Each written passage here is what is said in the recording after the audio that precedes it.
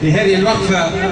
نتذكر دار كان عندها فضل علينا واحنا صغار، عمرنا 19 و18 والامن يحاول فينا ويفركس علينا.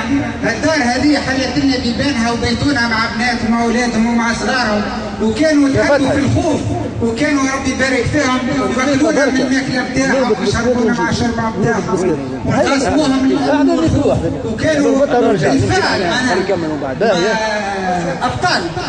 لانه في الوقت هذاك شكون ينجم يحل دار ويقول لك تفضل وانت ملاحق بالبوليس. حبينا نعدوا تحيه للناس هذه اللي وقفت معانا حلوا لنا ديارهم. حبينا نعملوا تحيه للناس اللي كانت رجال وقت اللي الرجال ما ثماش الا القليل.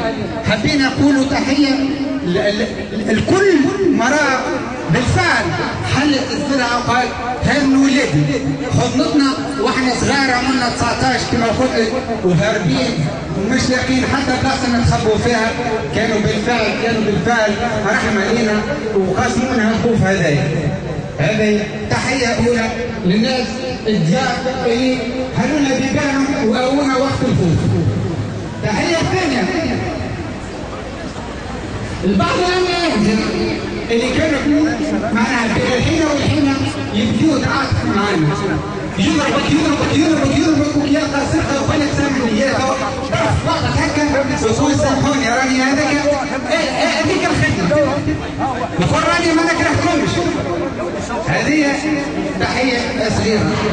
تحيه اخرى لخياتنا وامالنا اللي كانوا تعبهم اكثر من تعبنا وعذابهم اكثر من عذابنا.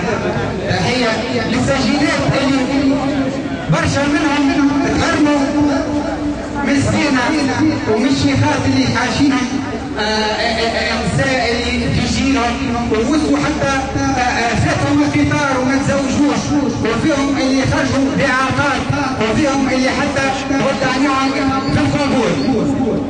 الله يرحمهم. خاصة اختنا الاخيره مفيده السلامي. تحيه لكل الناس اللي بالفعل خدمت الفاتوره باش الثوره هذه تكون ثوره التونسيين الكل. ما جاتش الثوره هذه من الريح، الثوره هذه ما جاتش من الريح، جات من نضالات، من عذابات، من اجراء، من شهداء على عبر السنين هذه الكل. عبر السنين هذه الكل الناس كانت تتقدم وكانت تضحي باش يجي نهار الناس في تونس تفرح بثوره وتقول ثوره وتمتد الصدى نتاعها للوطن العربيه هذه بما فيهم ان شاء الله نلقاو ان شاء الله تلحق سوريا الجريحه ان شاء الله بركب الثوره نتاع الربيع العربي.